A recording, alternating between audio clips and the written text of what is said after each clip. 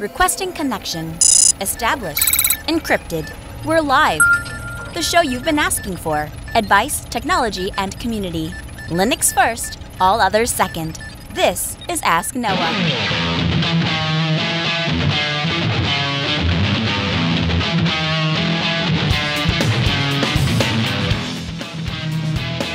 Live from Multispeed Technologies, the show that puts you, the listener, in the driver's seat because you are the content.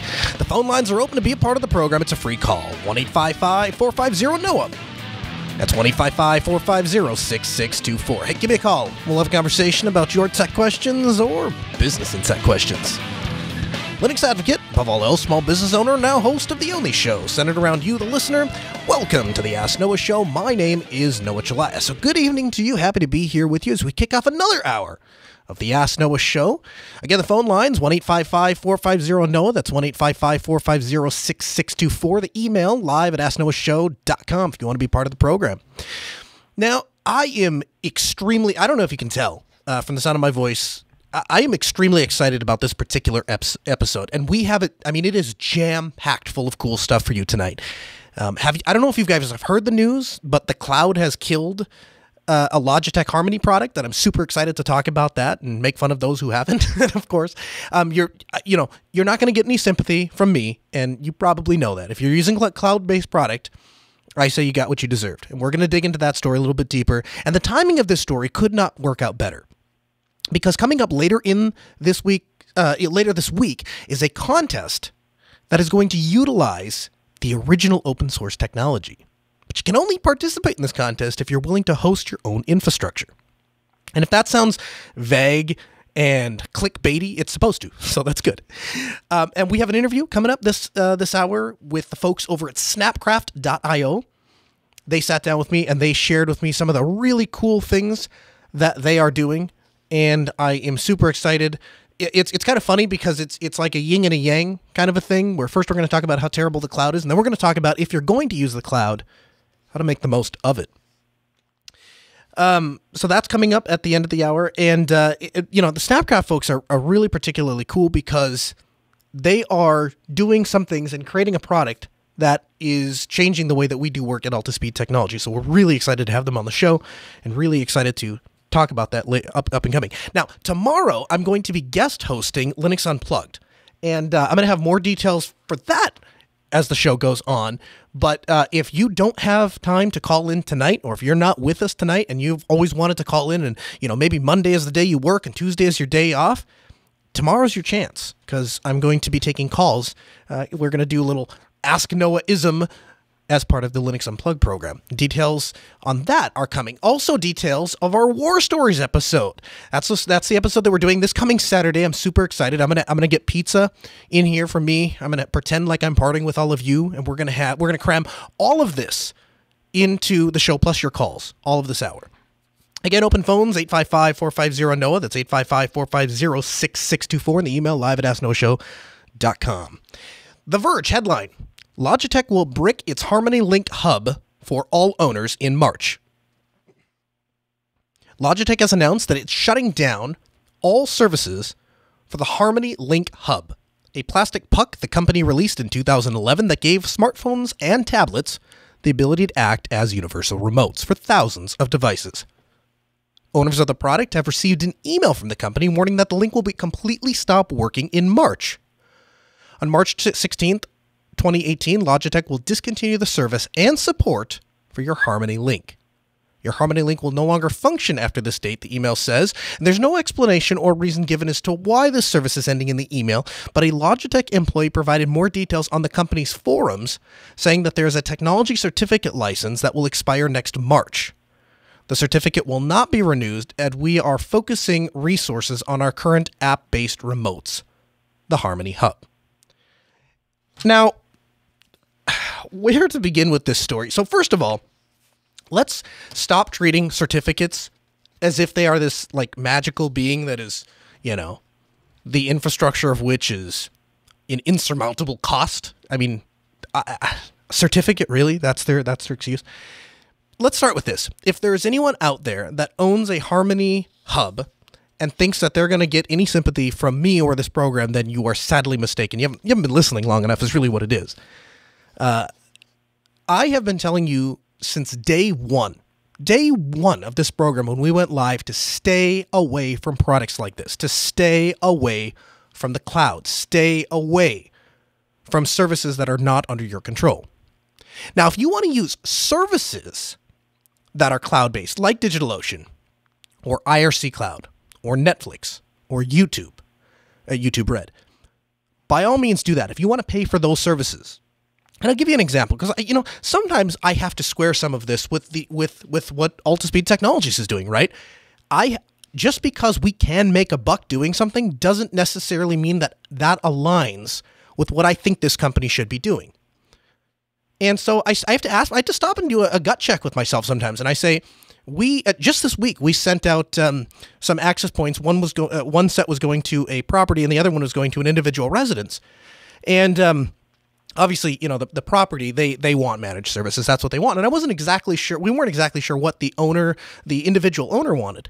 And so when it arrived, I said, here are your different options. Here's the different things, the way you could do this. And he said, you guys have experience doing that, and I just trust you. I'll let you guys manage that for me. And that's no problem. Sure, we have the infrastructure to do it. Why not? But then I started thinking, and I thought to myself, there's no guarantee. I don't have a guarantee that I'm going to continue to run this controller. So if I turn this controller off in 5 years or 7 years or whatever, and I just decide that's not something this company wants to do anymore, am I screwing all these people? And no, I'm not, because one, even if the controller went offline, the way that Ubiquiti stuff works, the access point will continue to function. You just can't make changes to it. And if you want to make changes to it, you can always disassociate the access point with this now defunct controller and spin up your own. So the cost that we have charged them for the actual equipment is not out the window. They can still use it. Now, obviously, if we continue to charge people a monthly service charge for, the controller maintenance and stuff like that, and we didn't have a controller, that's, theft. But I don't think that we lock people in, and I am cognizant of that anytime we offer a product or a service.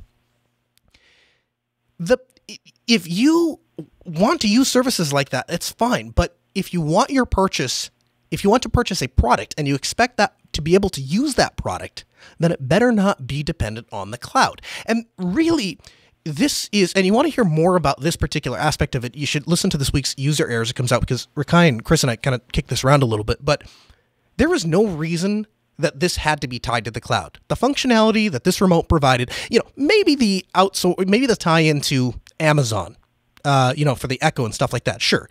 But everything else, there's no reason that this product couldn't continue to function as advertised. Sans one function of the thing. But the whole thing, it's a glorified doorstop. Now, if you want to buy these products as disposable electronics, then be my guest. And there are people out there. There are people that say, well, it's $100, so if I get 1 year out of it, then it's fine. I see that a lot with Rokus and the Roku sticks and the Fire Stick. And at first I railed against them for a long time because they have this activation code that you got to go into this thingy and put in the code and then tie it, and then you can actually use it. And when I started talking to people about it, they basically said, yeah, we don't care, because as long as we get basically 1 year use out of it, we're fine with that. And if that's the way you view these things, then so be it. If you're okay throwing your money out the window and treating it like a disposable thing, I don't expect to be able to, continually get use out of a hamburger or a shake. I don't expect to get continued use out of a disposable, thing of paper plates or paper cups. I just expect to buy them one time, use them one time, and then that money is gone. And if that's how you treat the technology, if that's how you view it, then yeah, sure. Go ahead, knock yourself out. But me personally, that is not how I view technology. Me personally, I like to buy high quality stuff that's going to last. And I can give you a piece of advice on this because I'm an expert on my own opinions here. If you do something once and you do it right, it might cost a couple dollars more to begin with, but the time savings and ultimately the value that you get from that device, I always find pays off. I bought my universal remote over 7 years ago, and it still, to this day, works perfectly. and I can do all of the things that you guys can do with, well, that you used to be able to do with your Harmony. The difference is because it's a professional grade remote and not some Chinese knockoff piece of crap made by a company who makes keyboards and mice and decided to foray into the remote control industry. It doesn't matter if URC completely goes out of business, which, by the way, they won't because they are the standard when it comes to home theater stuff. My remote is still going to function. Now, Logitech, in response to all of this backlash, is doing a make good.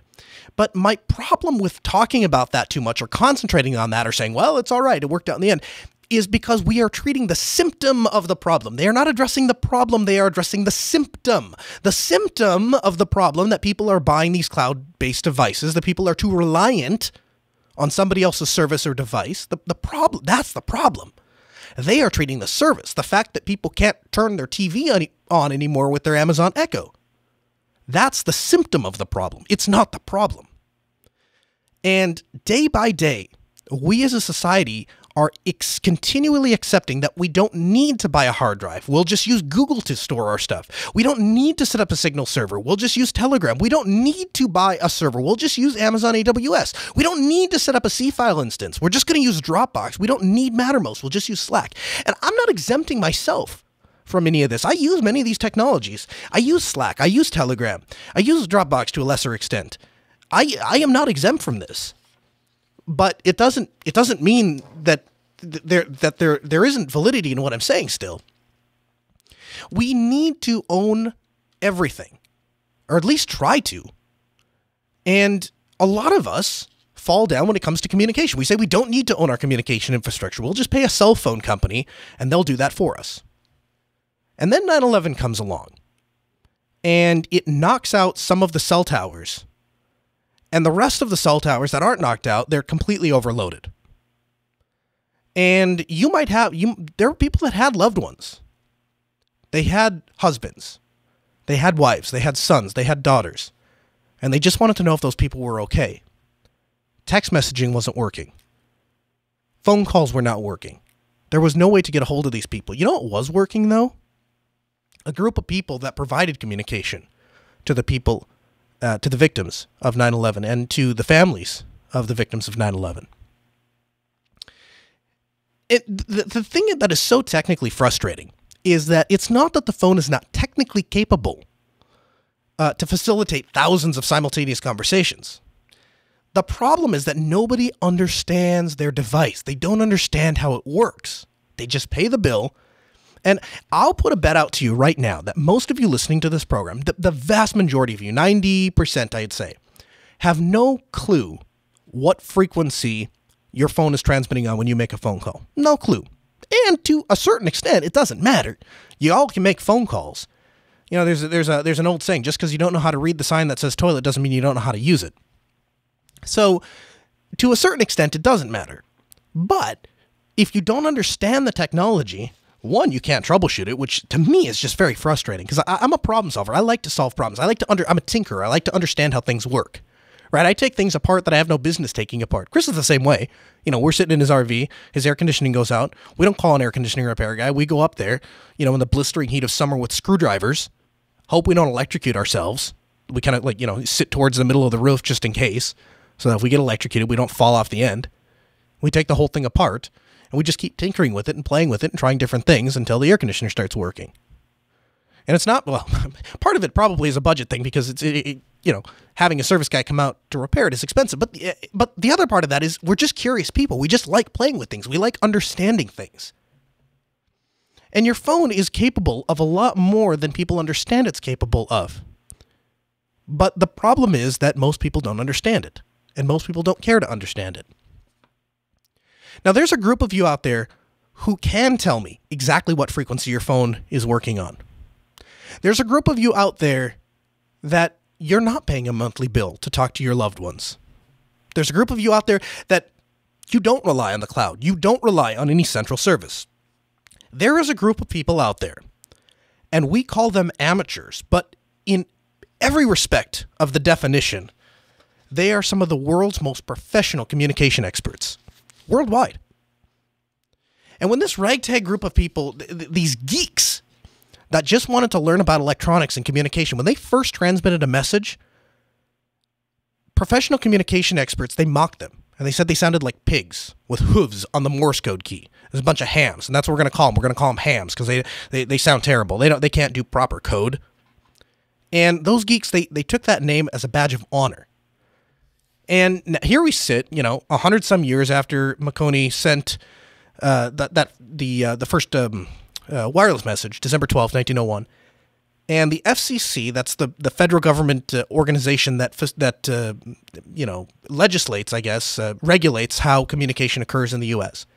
They now make it a priority for anyone that wants to play with millions and millions and millions and millions of dollars worth of radio spectrum.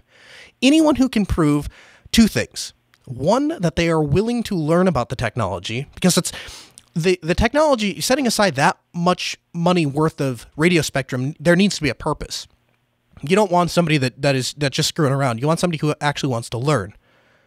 And if you can prove that you have the intelligence and willingness to learn, they're going to give it to you for free. And it's interesting too.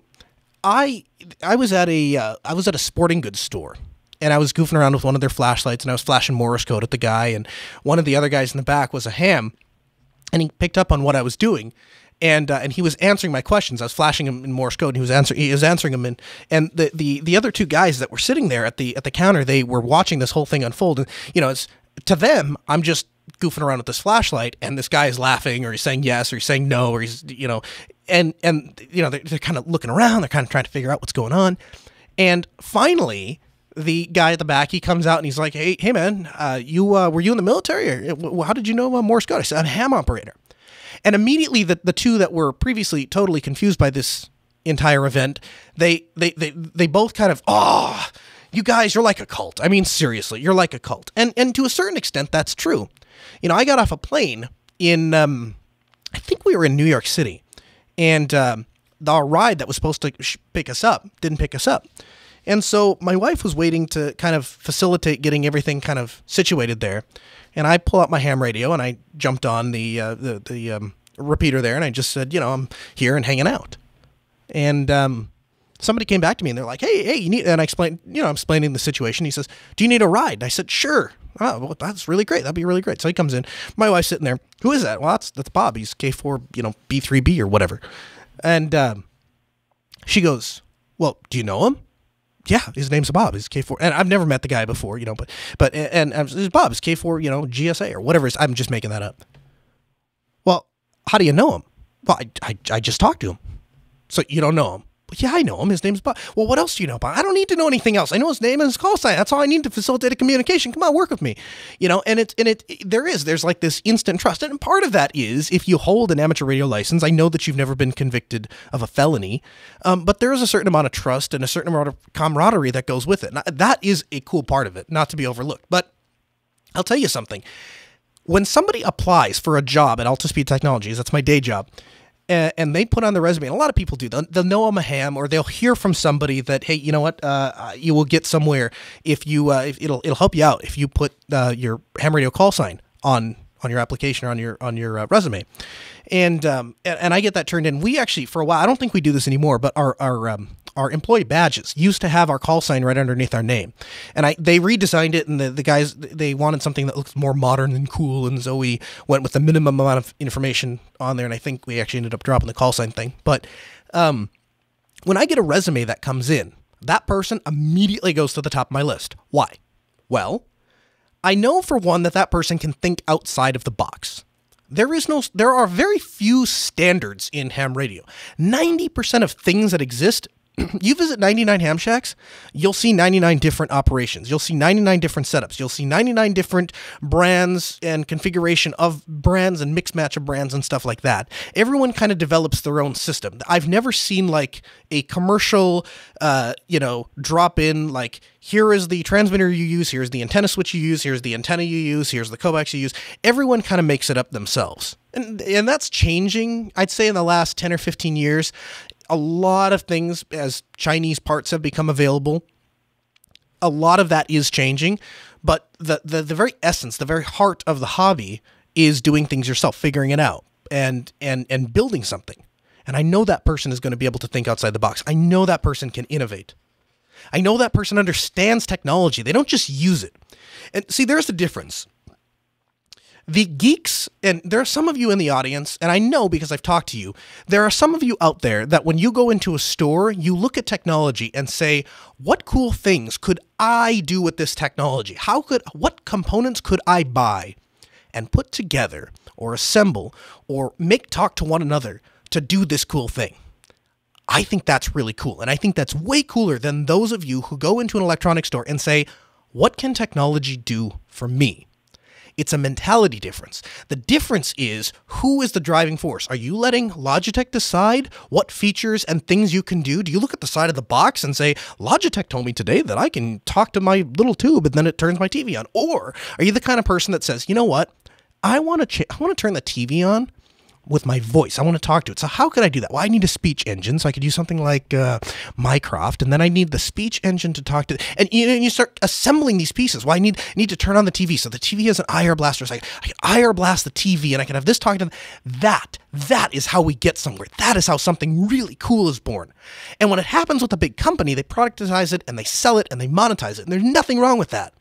But what's way cooler, what's way more beneficial to the community is when a bunch of people come together, and this guy over here, he's making the Mycroft thing, and it's recognizing voice, and this guy over here, he's really good with Arduino, so he can take any kind of signal that you can give him, and he'll spit it out in IR form or RF or Bluetooth or whatever.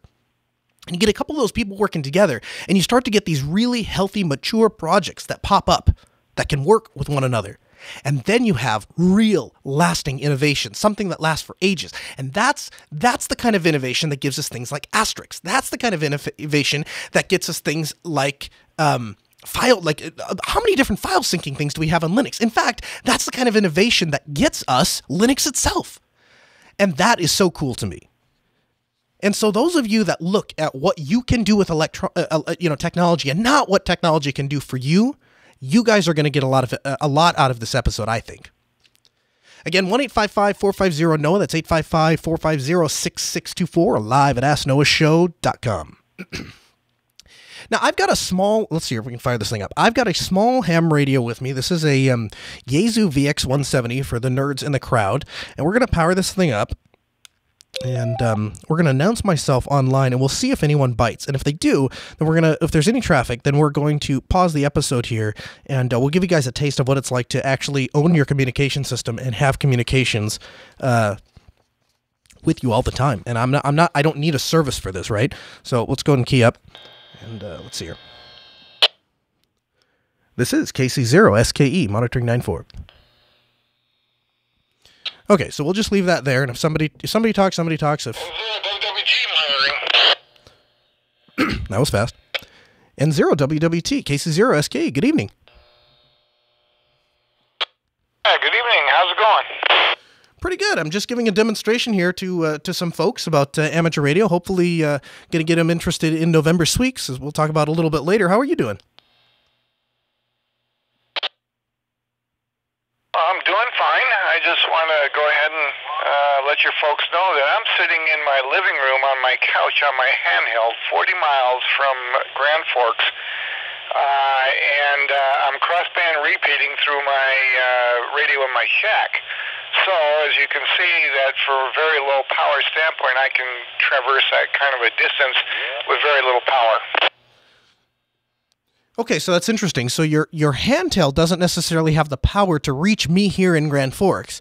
And so you're doing something called crossband repeating. So basically you're taking your handheld, your low power handheld, and you are sending your signal to a more powerful radio that's sitting somewhere in your house, I assume, or maybe in your vehicle, and then that's sending the signal that I'm hearing in Grand Forks.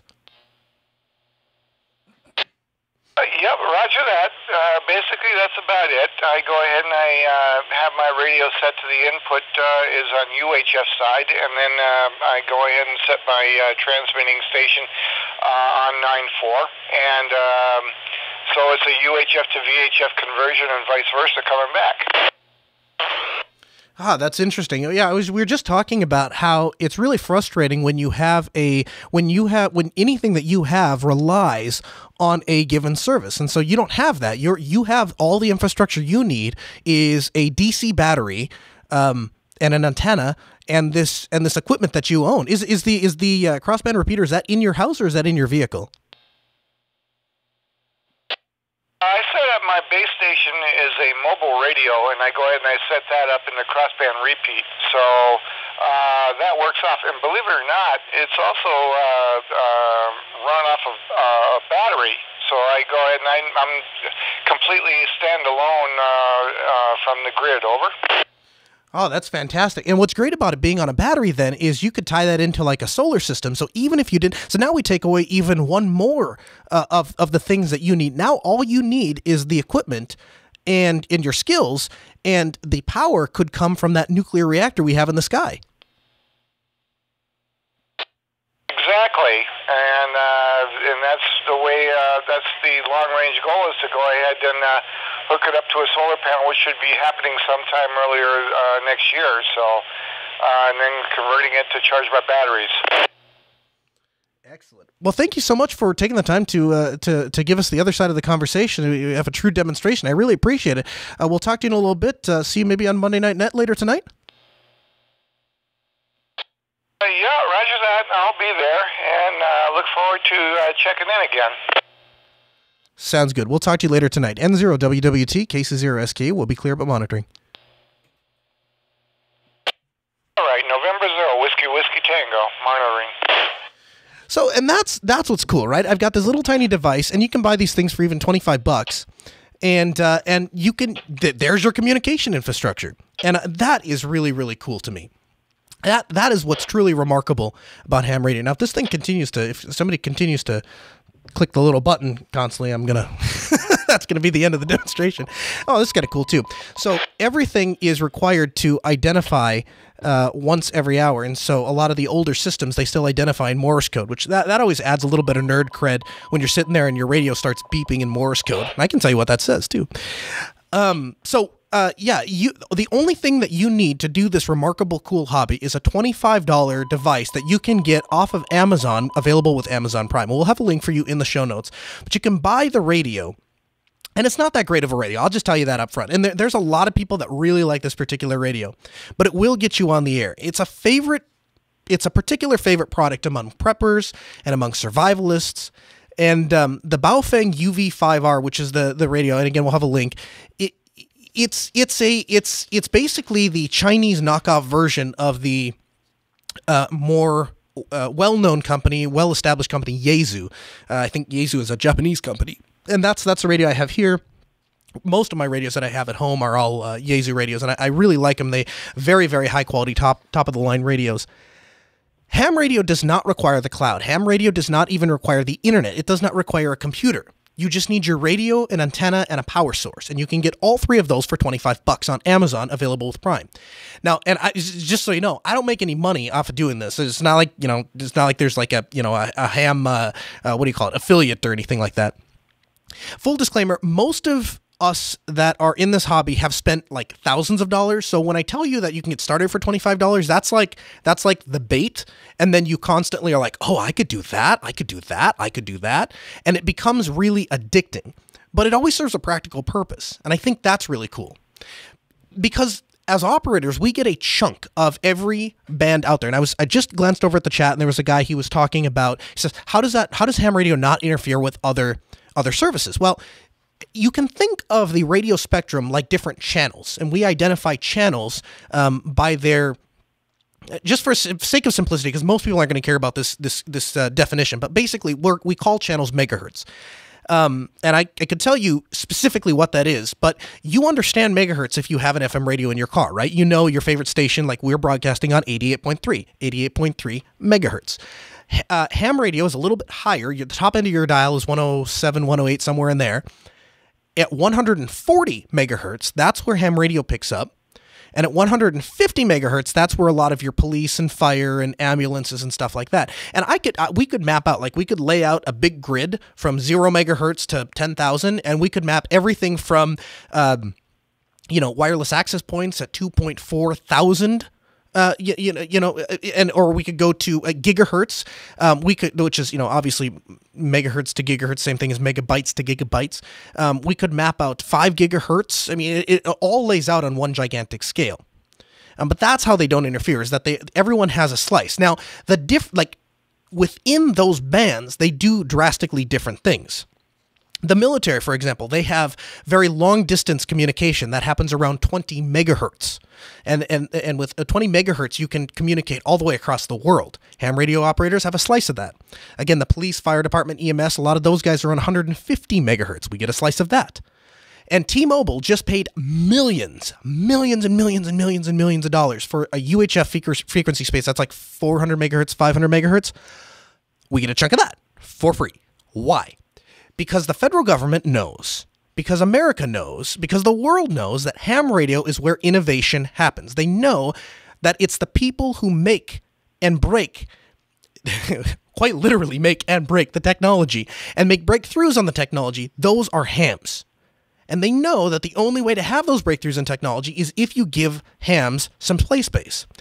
One of the favorite things, in fact, I think my local club gives an award to this in this guy's honor every year. In North Dakota, we have a problem where our cars get too cold to start because the temperature gets down to 40, 50 degrees below zero. Turns out motor vehicles don't like that. Your oil turns to like this thick gel and can't run through the engine. So we have a heater that goes into the oil pan and heats the block of the engine and the oil back up so that the car can start more easily. And the gentleman who invented that device was a ham. And so we give the head bolt heater award out every year, I think. I don't know if we still do that. I think we do. A lot of people envision ham radio is like these huge tube-based, antiquated devices that you have to go on eBay to buy used, and then you have to you're twisting wires together and licking things and electrocuting yourself, and all of that stuff is there. Like, don't get me wrong, there are people that do all of those things. In fact, one of my biggest kicks in the last couple of years is I've actually kind of gone back to a lot of Morse code. And because the thing that's really cool about Morse code is in the computing space, in the internet world, we talk about bandwidth, right? How much bandwidth do we need to send a video stream or an audio stream? Well, by far, the lowest amount of bandwidth that you can get away with communications is what we call continuous wave or Morse code. Sending Morse code requires the least amount of bandwidth to facilitate communications. And it's also kind of cool that it can be visual or audio. I can send Morse code from a boat up to somebody sitting on a dock with a flashlight. And that's a cool way. What's interesting is there's actually a lot of ongoing discussion in the ham radio community because we call it digital communication, because it literally is on or off. And so there's a lot of people that are like, it's digital. But you can do, like my portable ham radio rig, which fits in a small Pelican case and was considerably expensive, and I bought it brand new. That can be connected to my laptop, and I can send data packets over it. So it all depends on what you want to do in the hobby. If trying to communicate with the least amount of power and the least amount of bandwidth in the most remote place, and there are people that do this. We call it QRP. You use 5 watts or less, which if you understand what that means, you're talking about many fractions of the power of a light bulb, and would ordinarily reach about the same. And we compensate that by using special techniques and special antennas, and we arrange the antennas in a very specific way. And these kind of things allow us to communicate over great distance with low power. But yeah, you can do everything from that, which I personally find very fascinating, all the way up to, I want to connect it to my computer and I want to do the most cutting edge, bleeding edge stuff. I was just looking the other day, there's companies that make these radios that can be connected to a network, and it will encode your audio into packets, send them across the internet. It will come out on the other side and spit it out over an LTE radio connected to an LTE network. Now, if I'm being honest with you, it doesn't appeal to me as much because I could do that with Skype and a smartphone. Like I don't really, once I get to the point that I have to start relying on the public internet or I have to start paying for a 4G card, the appeal goes away for me personally. But my point is that the hobby supports a wide range of these kinds of things, and it depends on what you are interested in. And I'll give you another example. So Chris, for example, he has this system in his RV that broadcasts his location. And if he were a ham radio operator, he could use what we call the automated position. I'm just kidding. I'm kidding. There's a bunch of ham radio operators that are freaking out right now. The automatic packet reporting system. The thing about APRS is APRS came out, and it's this guy. He develops a system, and he says, well, you can send packets over the radio system, and then we can have this. We can put these little towers up that'll receive the packets, and then they'll put them onto a website, and we can then take that information on the internet and spread it all over the place, and it's really cool. And a bunch of people are like, sweet, so I could hook up a GPS and I could transmit my location. And he's like, yeah, I guess that would be one use for it. And then everyone starts kind of combining this idea that you can transmit your location with APRS, and we know that the A stands for automated. We know that the RS is reporting system, so the P kind of is just my B positioning system, right? And that's not what the guy intended. It was one of the uses that you could do with it, and it's what the large, vast majority of people do with APRS, but you can do just regular packets. By and large, though, if you buy, like, especially if you buy the radios that have APRS built in, it's for positioning. You connect a GPS and you can transmit your location. And here's the great thing about doing it that way. It will go onto a website, whatever website you want, but because of your owning the technology, there's no cloud-based fee to use it. It's free. And there is no such thing as going out of a service area, because your service provider, your service area is a floating ring around the device that you're carrying with you, connected to your battery system or whatever. So the next thing that some of you are probably asking is, well, how hard is it for me to become a ham radio operator? Well, it turns out that they give you the questions, the correct answers, and even the wrong answers that they're going to try to distract you with, to confuse you with, on a multiple choice test ahead of time. So if you can't pass a test where they give you the questions, the answers, and the wrong answers ahead of time, I don't know what to say. And it's not that big. I think it's like a couple hundred. The pool of possible questions is just a couple hundred of them. But if they ask you, so like an example question might be like, and this isn't a real question, I hope, what color is the sky? And they will tell you the possible answers will be red, blue, green, and yellow. And the correct answer that we'd like to see is blue. So when you go into the test, you're going to see red, blue, green, and yellow. It might be in a different order, but those are the answers they're going to present you with, and you have to choose blue. So if you know the correct answer is blue, then you know that the right answer is, and you know what the wrong answer is ahead of time. It's just painfully simple. Now I'll stop right there, and I will say that if you just memorize questions, because there are some experienced operators out there, and they're listening to this, and they're going, I can't believe he just talked about the question pool, because this is like a divisive thing in the community, right? Like, half the people are like, yeah, just memorize the question pool, you can get on the air, and then you can learn the stuff. And then the other half of the people are like, that's a silly way to do it. You need to understand the technology. And I will tell you, in my personal experience, here's what I have seen.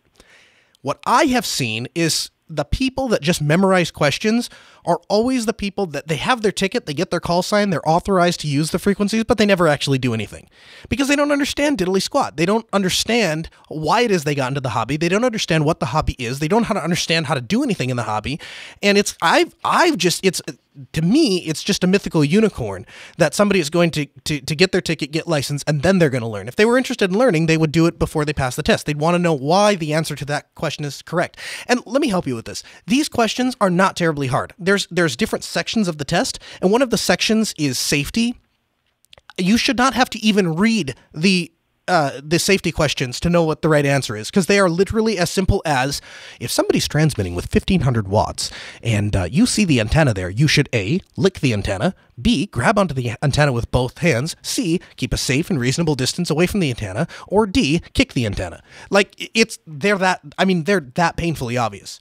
The only part of the test that is difficult in any real respect is they want you to know, we were talking earlier on about frequencies and what frequencies fall in what service. You have to have a general idea, and when I say a general idea, I mean they want to know the exact frequency that something starts and the exact frequency that something ends.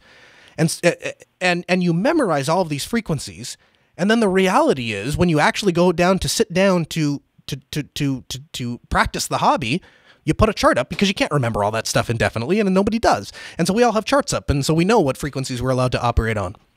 And the ones, the bands that you use a lot, obviously you start memorizing those. But like I said, we have a chunk on like every band possible. Who would memorize all that? And why would you memorize that when you don't use 90% of them?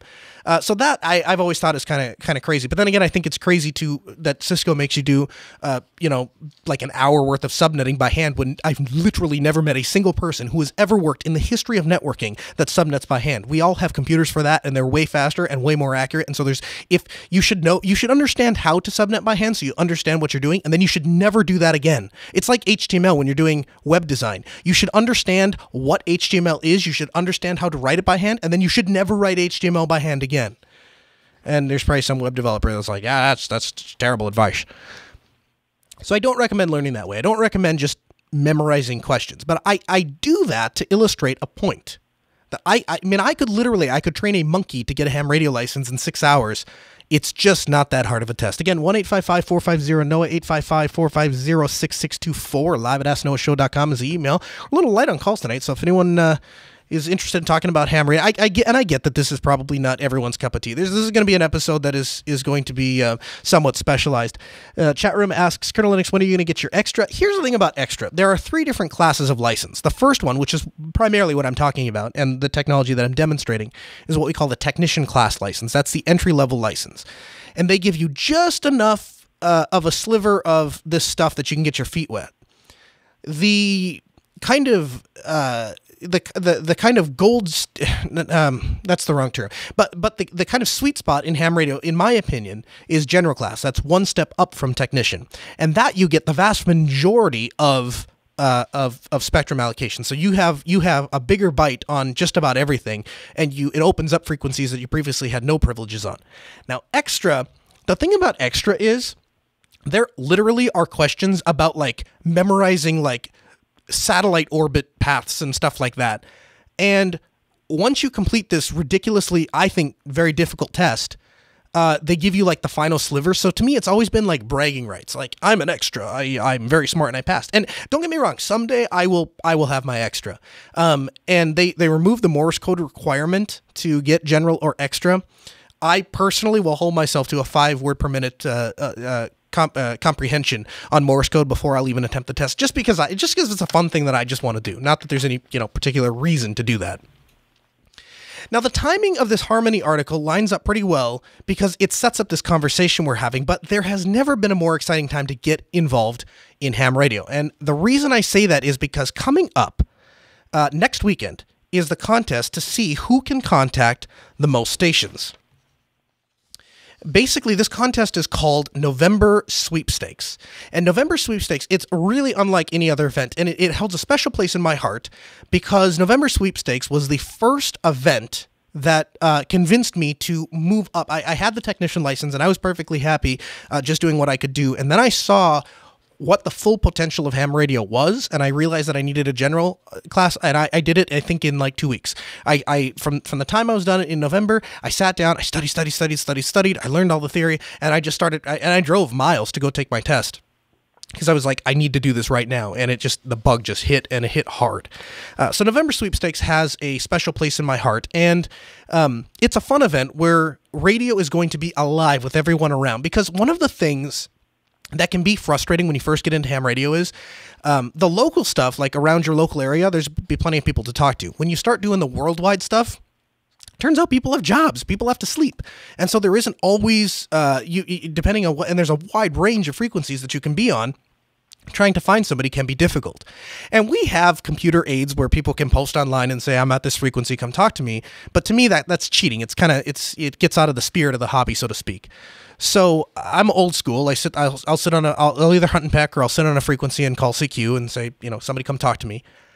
But because of that, it can be off-putting to a new user because sometimes you can't find somebody right away. The contest is great in November Sweepstakes because every frequency is going to be jam-packed with people wanting to talk to you. And full disclosure, because there's going to be some contesters out there and they're like, this is not the time to introduce new users to ham radio. This is not the time. And I don't agree with that. I think that the hobby is important to always be, friendly and stuff like that. And so what I would recommend is if anyone is interested, if this sounds interesting to you and you want to take control of your communication, if you want to own your infrastructure, use the link that we have in the show notes. It takes you to the ARRL Club Finder. ARRL is basically like a national club, and they'll show you where to find your local station or your local ham club, and you can find out more information on where your club might be doing November sweepstakes. And for the more adventurous among you, I'd really recommend it. You might even actually decide to sit down and operate, which would be really fun. Again, phone line's 855-450-NOAH. That's 855-450-6624. Live at AskNoahShow.com is the email. All right, I got a couple things coming up that I want to talk about. We have, I'm going to be guest hosting Linux Unplugged. That's tomorrow at 4 p.m. Central, 2 p.m. Pacific. What's going to be really cool about this is, one, any Linux show, people are learning quickly. You don't have to ask Noah more than once to come on to a Linux show. Noah is very happy to do Linux shows as a guest host, participant, whatever. I love being on Linux. I love talking about Linux, and we're going to do that tomorrow. Linux Unplugged is basically an online Linux user group that's hosted by Jupiter Broadcasting, same company that produces our show. And I'm going to be a guest host there. And so me and a good friend of mine, Wes, are going to be talking about Linux and talking to the community. We have a community mumble room, which is basically a free piece of software, open source software that you can participate in the conversation. So that's tomorrow at 4 p.m. Central, 2 p.m. Pacific. On Saturday, we are doing our War Stories episode, and I couldn't be more excited about our War Stories episode. I've been thinking about this since last week when we announced it. Saturday night, I'm getting a pizza, 6 o'clock p.m. on Saturday, 6 o'clock Central. We are going to do a War Stories. We're going to have system administrators from all over the country, all over the world, if they're interested, call in. So if you usually can't make our typical live time Monday at 6 p.m. Central, then maybe you can make this special War Stories episode. And you don't have to call in with a war story. You can call in with a question. I'll still take questions. But it's going to be so much fun. And then next week, we have a super exciting guest. It is Wendell Wilson from Level 1 Techs. And Wendell and I, every time I talk to the guy, it's just like, I'm telling you, just gold comes out of this guy's mouth. He is so smart, and he stays so far away from the drama and just stays close to the tech. And he's going to be with us on the Ask Noah show, and he is going to share a ton of things that he is doing with virtualization and virtualizing servers and PCM pass-through. And I mean, the guy is he's just brilliant. So I'm super excited to have him. So if you can keep all of that straight, head over to AskNoahShow.com, and that will hopefully help. Reggie is calling from Ohio. Reggie, I got about 2 minutes. Nope, I clicked the button. Hold on. There we go. Hi, Reggie. Oh, okay. Hey. So first thing, I just got a Lenovo T410 that I picked up secondhand, and I wanted to know what your preferred Linux distribution to run on top of one of these would be. And then another thing is there any access that amateur radio license holders have to the spectrum that Bluetooth runs on, or that just general people can use? Ooh, good question. Way to stump me. Yeah, I don't, you know what, I'll have to look. I will find out for you, Reggie. I don't know what the frequency Bluetooth is off the top of my head, but I will find out for you. As far as what distro to use, I would suggest Ubuntu, especially right now, man. If you use Ubuntu proper, you're going to get Ubuntu with GNOME, and that is where the future of the Linux desktop is going to be. And if you decide that Ubuntu with GNOME isn't for you, hey, guess what? Fedora uses GNOME, Red Hat uses GNOME, SUSE uses GNOME, Arch uses GNOME. Like, GNOME is just the desktop you want to be on. So that's what I would start with. I'd start with 1710 and see if that doesn't work for you. Okay. I actually ended up installing Ubuntu Budgie because I think it looks a little better. But sure. The GNOME. Yeah, well, Ubuntu Budgie is also a great choice too. Don't let me turn you off from that. And yeah, if you hang with me here, we've got an interview coming up, and shortly after the interview, then I'll make sure and I'll look up what frequency Bluetooth is, and I'll let you know if we have privileges. I would guess we do. I've yet to find anything up to and including the high gigahertz range that we don't have the ability to broadcast on. All right, so here is an interview coming up, some interview audio with Simon from the Snapcraft project. Now, Simon is doing something really, really cool with DigitalOcean, and he was kind enough to come on to the Ask Noah program to tell us about it. So here is Simon from snapcraft.io. One of the great things about the Ask Noah show and the Ask Noah show community is we get a lot of people from the community that introduce me to other people that are both in the community and that are doing really, really cool things. The Ask Noah community has some of the most amazing people working on the most amazing projects. And joining me now on the program is Mr. Simon Bennett. And Simon has done something really, really cool that if I had known about, I would have been implementing in my day job at Altispeed Technologies a long time ago. Simon, welcome to the program. Thank you very much. It's great to be here, yes. Matthew sort of said I want you on the show. So yeah, and a huge thank you to Matthew for setting up this interview and putting the two of us together. Now, Simon, tell me a little bit about what your project is and what it does. Yeah, brilliant. So my project is called Snapshooter, and it integrates in with DigitalOcean. At work, we manage loads of DigitalOcean servers, and we weren't really happy with the backup option they provide. They only allow you to do one backup every week and keep the last 4. But they offer a really good API for taking snapshots, which are exactly the same thing. So I decided to build a whole service around this and allow you to do up to hourly snapshots of your servers and make the whole sort of process of backing up servers a lot better on DigitalOcean. So tell me a little bit about what the advantage is to Snapshooter.io over using the built-in DigitalOcean droplet. So yeah, the advantage basically is you can take snapshots far more frequent. You can keep as many old backups as you want. And we offer sort of backup rotation as well. So you can say daily, weekly and monthly backups, which are all sort of things they don't offer. And in certain circumstances, we're actually cheaper for doing backups than DigitalOcean would be, as they charge a flat 10% fee on the droplet size, not actually how much you're storing. Where are the backups being stored? Are they stored on your service, or can the user point them to whatever block storage thing that they have? They're actually kept within DigitalOcean's infrastructure, which I suppose has its disadvantages that users can't download them, but in terms of security, which is important for quite a lot of our customers, it's pretty good for them because it keeps it all tied into DigitalOcean. We're just managing scheduling. Now, what is the cost for using something like Snapshooter.io? We have a free plan if you only have one droplet and you're not wanting more than daily. And then our sort of starter plan is about $10. And that gives you most of the features. Really? Okay. So the $10 plan, that's unlimited droplets, or? It's unlimited backups, but it's 3 droplets, which seems to suit quite a lot of our customers, really. They seem to be in that range. We have bigger plans for our more enterprisey customers. So we have, for example, one customer with over 1,000 droplets. Really? Yes. So you can see how sort of scheduling that for them is fantastic. Yeah, the scalability is fantastic. Tell me this, Simon, how did you come up with this? Like, to a certain degree, a lot of people, I think, that are using DigitalOcean, they just say, I'll just use the features and things that are available to me from, the place that I'm renting the server from. So how did you get to a point where you were like, I could do this better, I could offer a service, I could fill a niche that isn't being filled? How did you ever come up with it? So basically, where I was being contracted to work, they were managing hundreds of DigitalOcean, yes, obviously DigitalOcean, but they were managing WordPress installs. So they were using the single-click DigitalOcean WordPress install, and they just wanted backups on them. But what DigitalOcean offer with weekly backups wasn't good enough.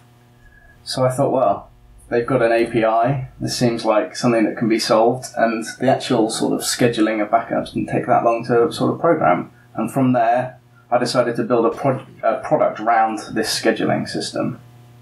That's interesting. So you took it from their API, which is that's an interesting topic in and of itself, because at the Ask Noah show we start and stop the show and send commands to our various servers using that API that we tie into the chat room, and there are a ton of different products and services, things from managing your droplets on your phone that have all popped up around this API, and so you're one of the people then that have said, I could do something far cooler. And I think it's interesting because DigitalOcean has kind of set themselves up and set themselves apart from other VPS hosting providers because they allow creative people like yourself to step in and build these tools and infrastructure that they don't really have to finance. Now, tell me this. Are you able to talk about the back end of Snapshooter.io? How is this system hosted? Is it something that you're hosting at your house? Is it hosted, in fact, on DigitalOcean? Is it hosted somewhere else?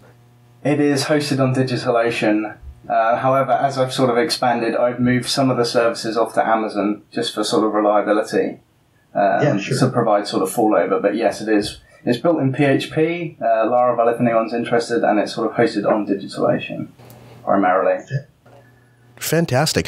Are you guys looking at expanding beyond just just backups, or is that kind of the bread and butter? So that's what you're doing well, and that's what you're going to stick with? I think that's what we're going to stick with. We did look at other providers, so we might look at moving to supporting a few other providers, but primarily DigitalOcean, as they do provide the right sort of API for what we're after.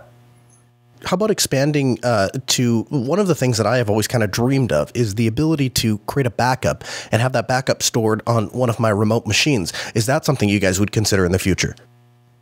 It is something we're looking into. So instead of relying on DigitalOcean's infrastructure for taking the backups, building our own infrastructure, which would then enable you to sort of export that backup to wherever you wanted. So are you saying that you'd want to run like a mirror on a server yourself, or locally, or you just want it backed up somewhere else?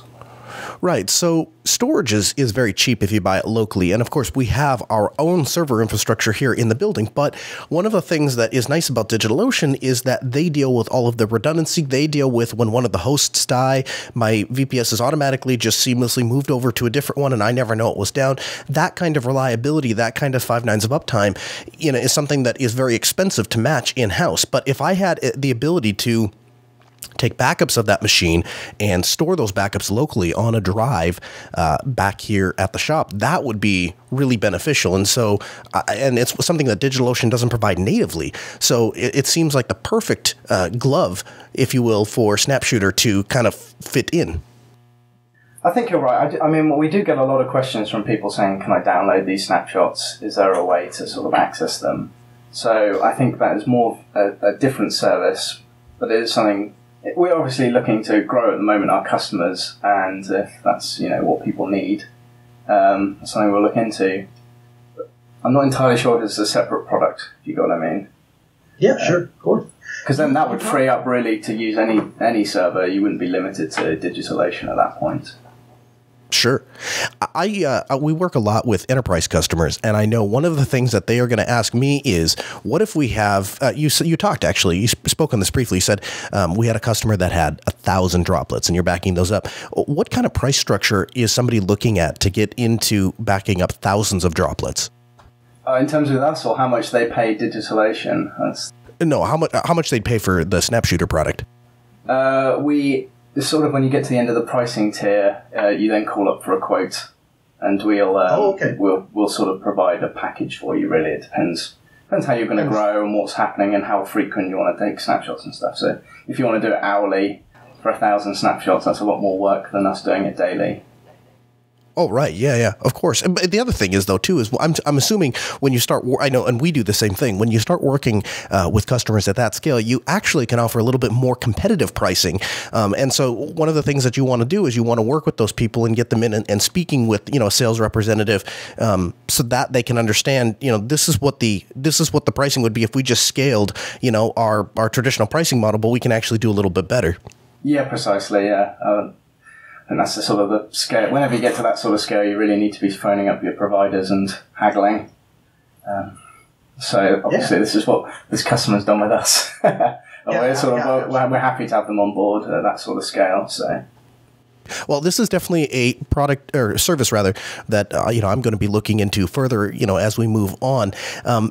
Simon, if people wanted to learn more about Snapshooter, or if there's anything else that's you think that, in a 5-minute elevator pitch, somebody should know about Snapshooter, what should they know, or where should they go to find it? Brilliant. I guess the first place to go is snapshooter.io. And on there, we've got this sort of basically summarizes the product, and there's some FAQ section, which is really helpful with sort of all the common questions we've received over the last 6 months.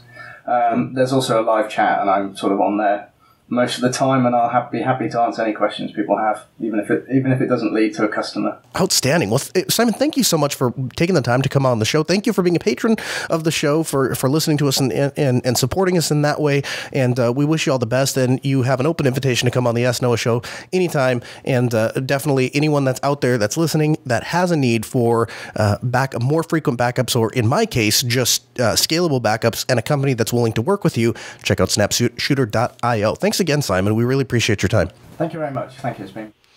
So, if you guys are interested in what you can do, pushing the limits of DigitalOcean, then I'd highly suggest checking out Snapshooter.io. Now, before we went into the interview, we had a question from Reggie, and he was asking if ham radio operators have privileges on the bands that do Bluetooth. So I looked it up. Bluetooth is 13 centimeters, for those of you who care, 2.3 gigahertz or 2.4 gigahertz band of the UHF radio spectrum. And yes, we do have privileges. Our privileges are 2300 megahertz to 2450 megahertz.